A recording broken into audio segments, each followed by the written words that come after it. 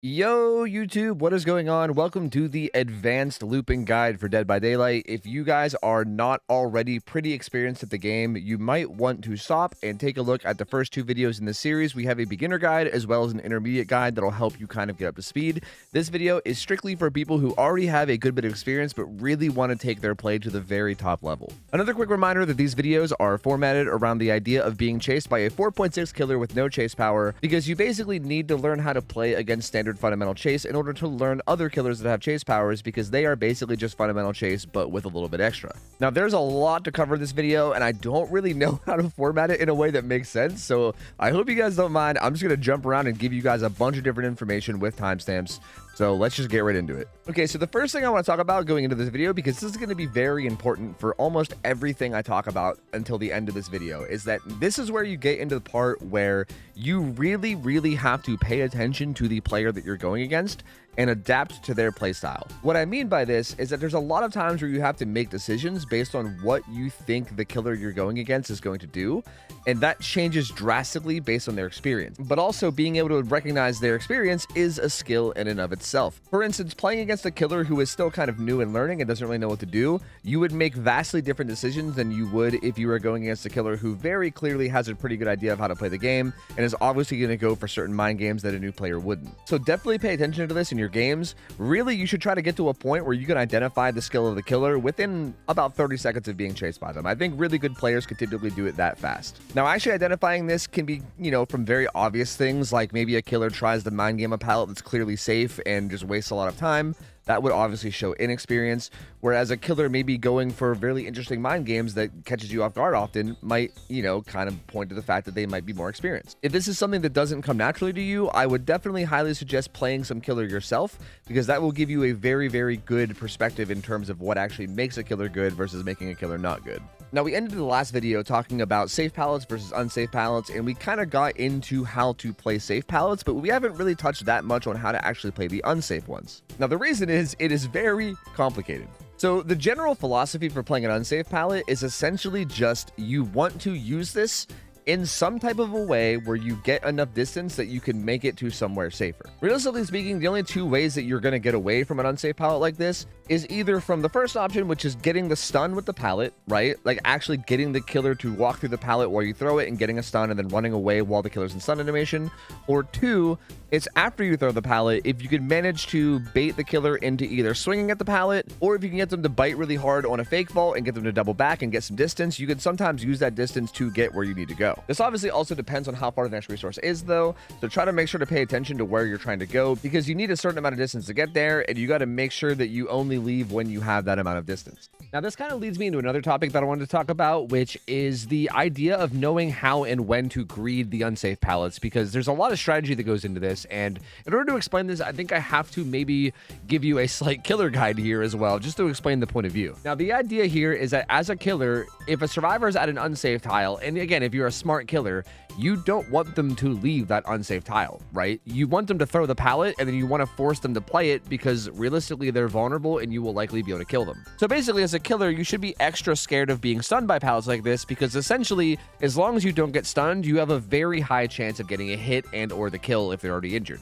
Whereas on a much safer pallet, you still don't want to get stunned very often, but it's not the end of the world, because most likely you aren't going to be able to kill them. You're probably still going to have to kick the pallet regardless. Now, knowing this means that you can take advantage of this, because killers are much more likely to play scared of this, right? They're much more likely to not try to get stunned at pallets like this.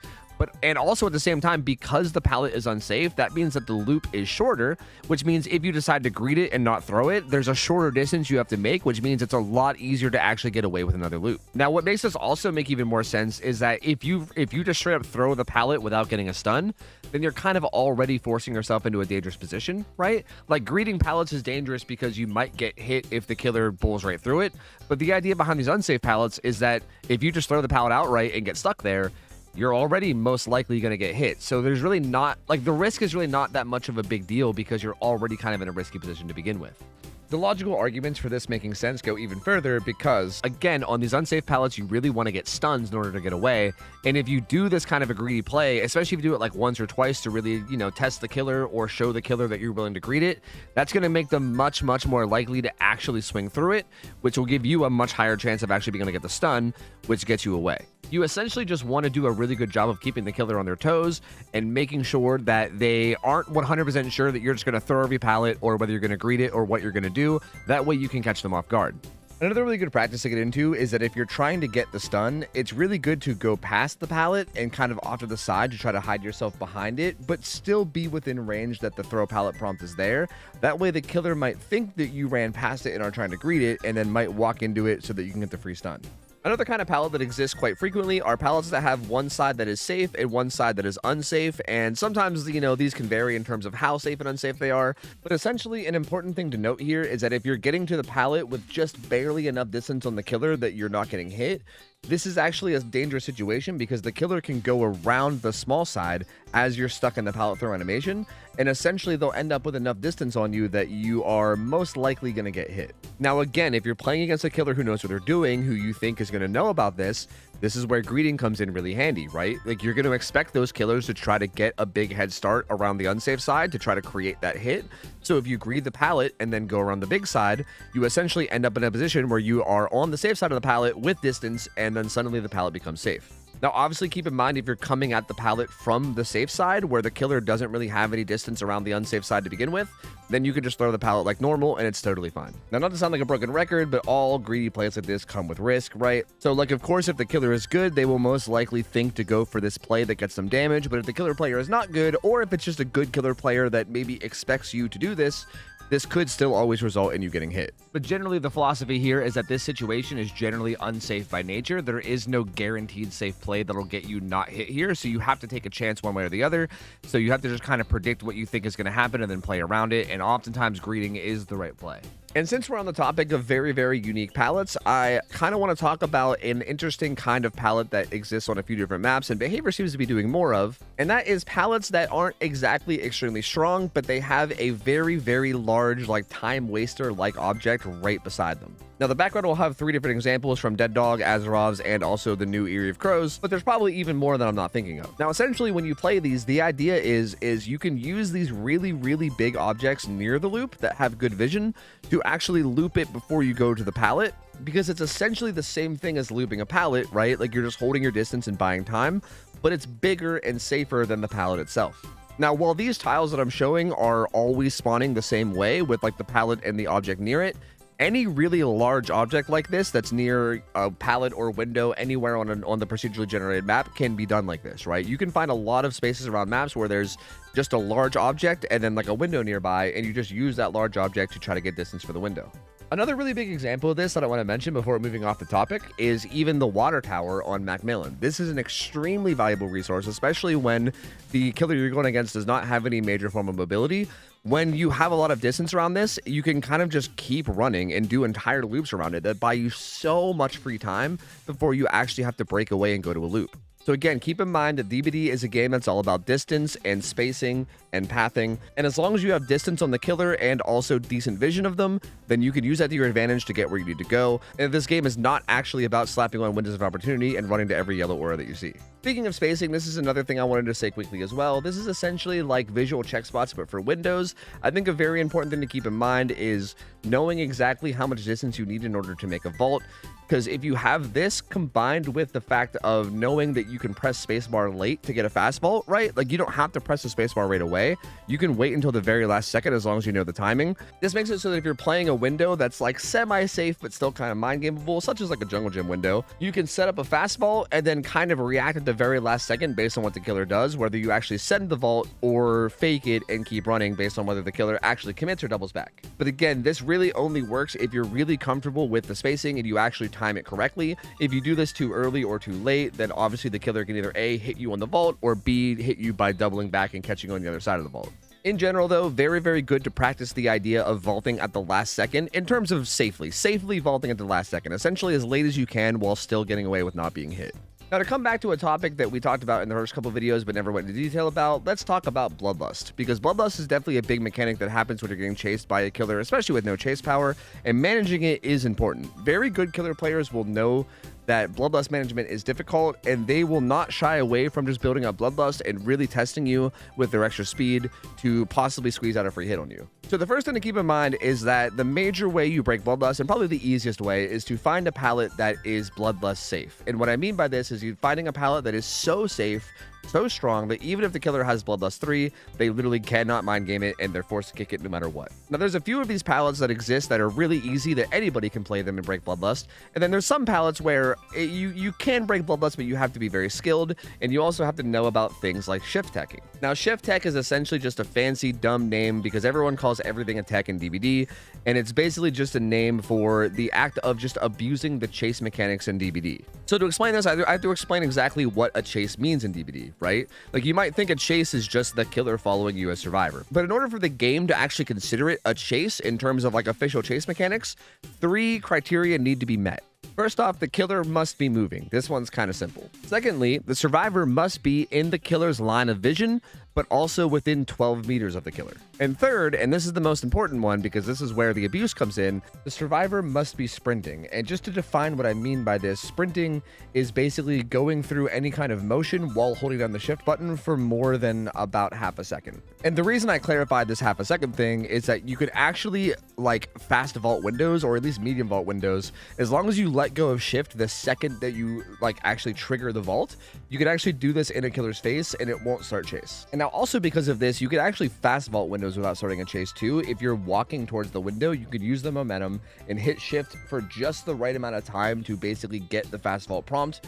And then you can basically fast vault a window in a killer's face without starting chase, but this is extremely hard and takes a ton of practice. Now, essentially, even if you're in a chase, if you can stop these conditions from happening for a chunk of time, it will basically end the chase mid-chase. What this means is that any Bloodlust buildup will be reset back to 0, and also Entity Blocker on Windows is also tied to chase, so you can, in theory, vault the same window an infinite amount of times without ever having to worry about an Entity Blocker because you're not technically vaulting it in chase. Now, the way this is done is typically if you're playing in a tile where essentially the killer doesn't have what is registered as line of sight of you, essentially you just make sure that when the killer does have a clear line of sight, you walk briefly and then only sprint whenever the killer doesn't see you. Now, it should be pretty obvious that you broke the chase because you'll get a scoring event for being chased, and you'll also see on the HUD that you'll no longer have the little entity clause anymore. And this is a really, really important thing to practice because this goes into a lot of the very, very high-end things that Survivor can do. For instance, one of these big plays you can make is heartbeat reading. Heartbeat reading is probably one of the most advanced things that survivors do in this game, but as long as you get good at breaking chase, this actually is not that difficult to pull off. Now, to show you guys a good example of heartbeat reading and why it's useful, I'm gonna have to go into very big detail about one tile in particular and how it can be played. So let's take a look at the Macmillan Pallet Gym. Now, this tile has one side that's kind of on the unsafe side, it's kind of relatively small, and then one side that's really large and really safe, but there's also clear line of sight blockers, right? Like, there is long hallways of line of sight, but there is like obviously potential for breaking line of sight. Now, this pallet is typically just a really, really safe pallet, but there is actually this one mind game that can work on a lot of players if they don't know to look out for it. So let me show you what it looks like from both sides. Essentially, as killer, what you do is you go around the weak side, which, as you know, forces the survivor onto the strong side, but you essentially wait for the survivor to just pass where they lose line of sight of you, and you double back and cross the pallet quickly before they actually get a chance to see you doing it,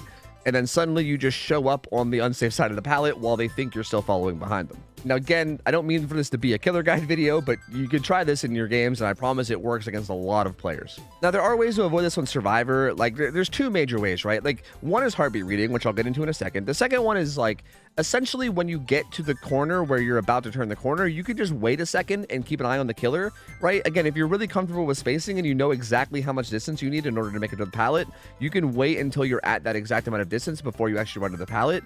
However, there still is the risk of not being 100% sure, right? It's hard to be in a position where you're 100% sure because the killer could still double back at a weird moment, and you can never be 100% sure on it, and it's always going to be a little risky. However, with heartbeat reading, this becomes a 100% deal. Now, again, For heartbeat reading to really work and be consistently usable, you have to break chase, because when you're in chase, there's a constant chase music that's blaring at full volume, so there really is no discrepancy in how loud the chase music is. Now, as long as you actually break chase and you have the actual scaling tear radius based on distance from the killer, all you have to do is position in a place that's smart and then listen to the tear radius in terms of how loud it's getting, and you can tell exactly where the killer is. For instance, if you stand right here at the tile, you can see the entire clear line of sight on your side of the wall, so you know that the killer's not coming from that direction, right? So if the tear radius starts to get really, really loud, then you know that they must be closing in on the other corner. Whereas if the tear radius stays the same, or if it even gets quieter, then you have a pretty good idea that they're most likely going for the mind game and they're going around the small side.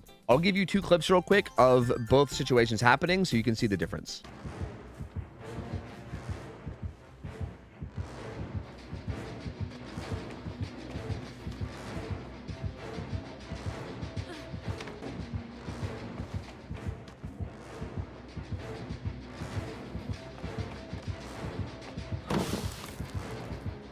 Now, this is only one situation, and this is also one of the easier situations to use it.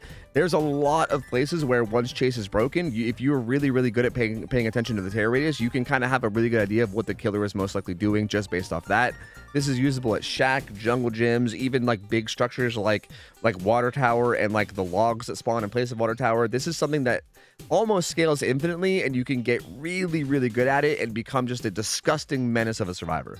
So make sure to practice this when you can. Just keep in mind it's all about your position and your line of sight versus the tear radius buildup. So try to use it with that in mind. Now, we kind of inadvertently talked about this next topic a little bit in the heartbeat reading section, but you know, I think it deserves its own long section anyway, because this is one of the most important things, and that is camera check spots. So I think the best way to describe this is essentially when you're in a tile, it's using your third-person camera to peek around certain corners and through certain like holes in walls to keep an eye on where the killer is, and making sure that while doing this, you have the right spacing to make it to whatever pallet or window that you have nearby. Now, a lot of these check spots are figured out and people already know exactly where they are on certain tiles, and I think you could probably make a bunch of videos just showing exactly where these are already, but I think for the sake of this video, I'm going to show you some of the ones that are more on the common side, and then you can kind of just wing it and figure out your own, because a lot of the times you kind of just have to wing it anyway and kind of just make do with whatever little bit of vision you have and try to make it work. So for some pretty common ones, like here's an example of the back of shack on Macmillan. There's a window that also you can see the doorway on the other side. You can kind of just stand in this corner, and no matter which way the killer goes, you can see. This way, there's no chance whatsoever to fall for any mind games, because you have clear lines of vision on both sides, and no matter which way the killer decides to go, you have plenty of room and area where you can make it to wherever you need to be. Now, there are a lot of similar ones, like for instance, when you run by that front window, you can kind of see the other side of the pallet. And while you're running around tiles, you should basically be always peeking at the little doorways and any little hole in the wall where you can see through, where you can peek at. You should always be looking at while you're running. Like for instance, in this clip right here, as I go by this window, I catch a very slight glimpse of him doubling back, which means I can tell that I need to double back myself. Essentially, you just got to get used to keeping an eye out on any little holes in the walls or windows where you can kind of look and keep an eye on the killer and make sure that you're keeping full track of them as much as you can. Sometimes some of these check spots require you to step a little bit away from the tile just to adjust your camera. Like for instance, with this one right here, I kind of step forward a little bit just so I can make sure my third-person camera sees through the window and into the pallet to make sure I know exactly what's going on. So keep in mind, that's a big thing too. A lot of times you have to practice just positioning yourself correctly and being in the right spot to know exactly how to get your camera to go where you want it to go. Now, the important thing with these check spots as well is that a lot of the times these just kind of help you with your patience, and being patient with them is a big thing that will really up your game. Now, just because you see a killer doing a specific thing doesn't mean that you need to act on it right away. This is where spacing comes in again, and it's why spacing is so important in this game. This is a big part of understanding how much distance you need in order to get to the next spot and how to get there safely, and this all comes with experience. But sometimes when you see a killer making a move, you don't necessarily want to commit to anything right away. You want to just maybe take a second to make sure that they're actually committing before you go. It might seem really counterproductive to looping to like literally stand still mid-loop, but sometimes it's really, really important to slow yourself down, maybe even stand completely still for a second and make sure that the killer is actually committed to whatever it is that they're going to do, so that you make sure you know, as long as again you have enough distance to make sure you can still make it to wherever you got to get to. For instance, there's a lot of check spots that aren't 100% safe. Like you won't be able to guarantee that you're always in a good position, but you can kind of like hover them just for a brief second to make sure that the killer isn't going for a mind game, because very often they will go for the mind games really quickly. Now, rather than getting into detail about all the different check spots that exist, because there are a lot of them, I will go ahead and say that if you guys want it bad enough, I can make maybe my own individual videos on this topic exactly, but for now, I'm going to leave a link to Xeyes, who is a very, very high tier comp player who made some guides on this exact thing. And his videos, in terms of it, especially these check spot videos, have kind of been the gold standard for the community and the comp community for quite a long time now. So I'll leave those in the description. So if you want to deep dive into this and learn more and more details about check spots and how to use them, take a look at those. But essentially, the lesson to be taught here is that using your camera correctly and also patience, which is a really important one. Just being patient in chase is really, really good. Like, not panicking and jumping the gun on anything. Being patient, really knowing your spacing, knowing exactly how much distance you need to make XYZ thing goes a very, very long way. So definitely try to pay attention to that as much as you can. And that leads me right into the last topic that I wanted to bring up, and it's kind of hard to put this into words exactly, but I feel like when you're playing, you definitely want to do your best to put yourself in positions where you have the highest probability of being successful or safe. Like, for example, let me just break down one situation as best I can, okay? Like, say in this situation with this pallet that's relatively unsafe, right? Now, every time I make it to the pallet here, I face a 50-50 where I have to make a decision. So let's break down this next one coming up. Now, in this scenario, the killer has 3 options that they can do, and as a survivor, you have 2 options. So my options are either A, just vault the pallet, or B, fake like I'm going to vault the pallet and keep running. On the killer side, you can start lunging right now to try to catch the survivor in the vault animation to hope that you get a hit, or you can double back and try to catch him on the other side of the vault. Or the final option, which is to not swing or do anything but hold W because you're convinced that the survivor is going to fake the vault and keep running. So what's interesting about this is that if he goes with his third option of not swinging and just holding W, then the only thing we can do to actually try to combat that is to vault, right? Like, our winning play is to vault the pallet. Now, both of his other 2 options, both going for the lunge immediately and also trying to double back, both get countered by me faking the pallet. So logically and mathematically speaking, faking is the better option because it counters more of what he can do. Now, that being said, that doesn't mean that it's necessarily always the best option. As you can see, as the clip plays out, I do go for it again, but as he, starts to learn more and more that's what I do, I then just set another vault, which catches him off guard because he doesn't swing early enough. Let me give you another example that's a little bit different, but kind of the same in the same way. This is an example of a killer who forces me to vault shack window from the inside to the outside and then immediately starts doubling back around the outside. Now, again, here I have 2 options. I can either immediately vault back in if I think the killer is going to commit, or I can just kind of use my spacing and run towards the pallet side of shack. Now, again, this becomes an interesting situation because on the killer side, if he does just commit to the outside of shack, then vaulting back in ends up being a really strong play because you end up on the right side of the window and you have plenty of space to do whatever you want. Now, the problem is that if the killer doesn't commit and he doubles back into shack, this just gets you hit or killed outright. So this would be something that's very high risk, high reward. Now, the other play here is interesting because if the killer does double back inside, then you kind of end up in the same big winning position where you're on the right side of the window. And you also have the same ton of distance that you have if you won the last mind game.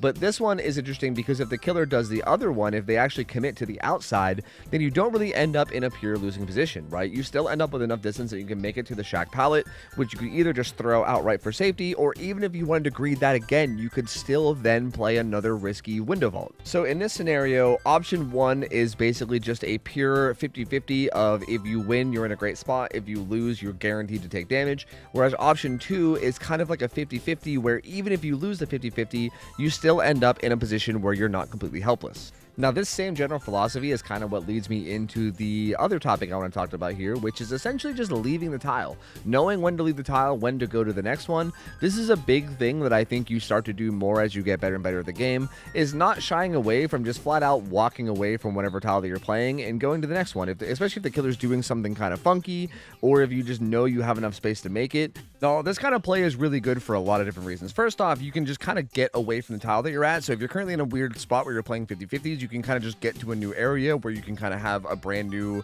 like unset tile that you could use the pallet at or whatever. Secondly, though, it kind of puts the killer in this tough spot where, first off, he might not even catch you leaving the tile, and he might kind of get stuck wherever he is and give you a lot of distance. But even if he does catch you going there, as long as you have the distance to make it, you kind of make it to a brand new tile.